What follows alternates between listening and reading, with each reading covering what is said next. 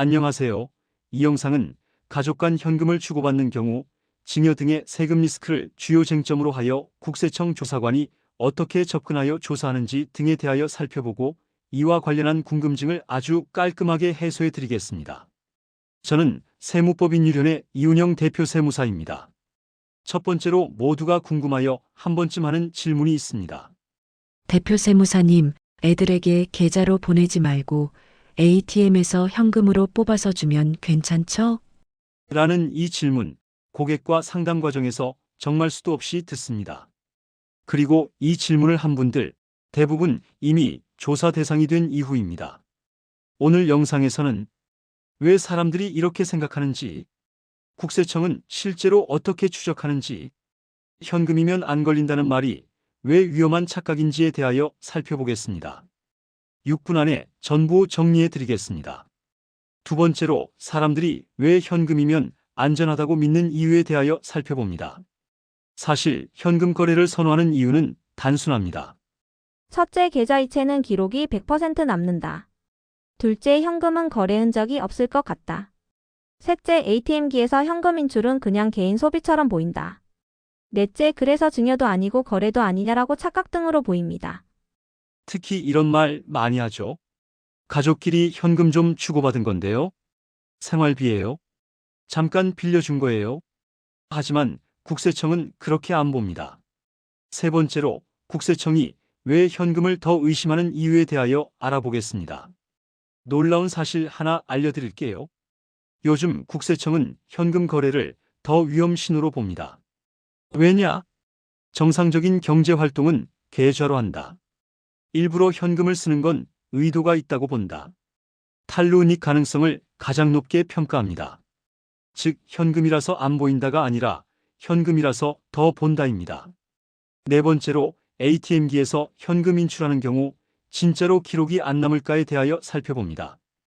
여기서 궁금한 핵심 질문은 ATM기에서 뽑아준 현금은 기록이 없잖아요? 아닙니다. 국세청이 보는 기록은 3단계입니다. 누가 언제 얼마를 어느 계좌에서 인출했는지를 봅니다. ATM기 인출 내역은 시중은행인 금융기관 FIU라 하는 금융정보분석원, 국세청 등에 모두 연결됩니다. 현금의 사용처만 안 보일 뿐 자금 흐름의 출처는 100% 다 보입니다. 다섯 번째로 국세청 실제 조사에서는 이렇게 연결됩니다. 세무조사 시 실제 조사 흐름 조사 시점을 말씀드리면 이렇습니다. 1자녀명의 아파트 취득 시, 2 소득 대비 자금 부족한 경우, 3 부모 계좌에서 반복적으로 ATM 현금 인출 발견 시, 4 현금 인출 시점과 자금 필요 시점 일치 시에 조사관이 이렇게 질문합니다. 선생님, 현금으로 인출한 이 돈 다 어디에 쓰셨나요? 이때 답변이 대부분 이겁니다.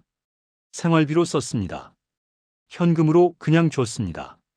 그 순간 증여 의심이 확정 단계로 넘어갑니다. 여섯 번째로 생활비 주장, 왜 거의 안 통할까에 대하여 알아봅니다. 생활비 주장, 조건이 안 맞으면 거의 100% 부인됩니다. 국세청 판단 기준은 명확합니다.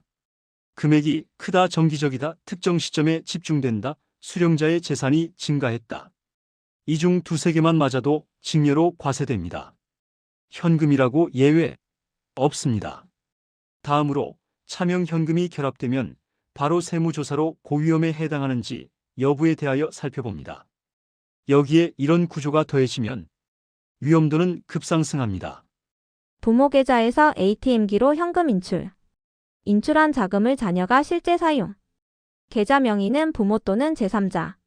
자녀가 사업자금 부동산 주식에 사용하면 이건 단순 증여가 아니라 차명거래 자금 출처 문제로 번집니다. 조사 범위도 1년 5년에서 10년까지 확대됩니다. 여덟 번째로 그럼 현금은 아예 쓰면 안 되나요? 라는 질문에 대하여 살펴봅니다. 사실 실무상으로 이 질문도 많이 나옵니다. 답은 이겁니다. 현금 사용은 불법 아닙니다. 설명 안 되는 현금이 위험하다는 의미입니다. 즉, 왜 인출했는지, 어디에 썼는지, 누구에게 갔는지 논리적으로 설명 가능해야 합니다.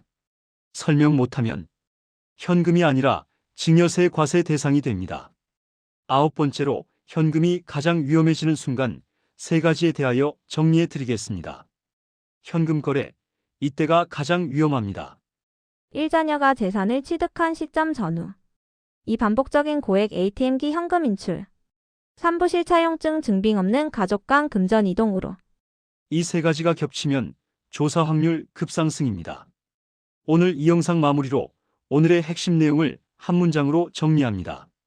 현금이라서 안 걸리는 게 아니라 설명 안 되면 더 빨리 걸린다. ATM기에서 인출하여 뽑아주면 안전하다. 이건 착각입니다. 국세청은 돈의 형태가 아니라 흐름과 결과를 봅니다. 자금 거래, 특히 가족 간 현금 거래는 사전에 구조를 잡아두는 게 중요합니다. 모르고 하면 탈세, 알고 하면 절세입니다. 구독과 좋아요는 현명한 세금 솔루션 선택의 시작입니다. 끝까지 시청해 주셔서 감사드립니다.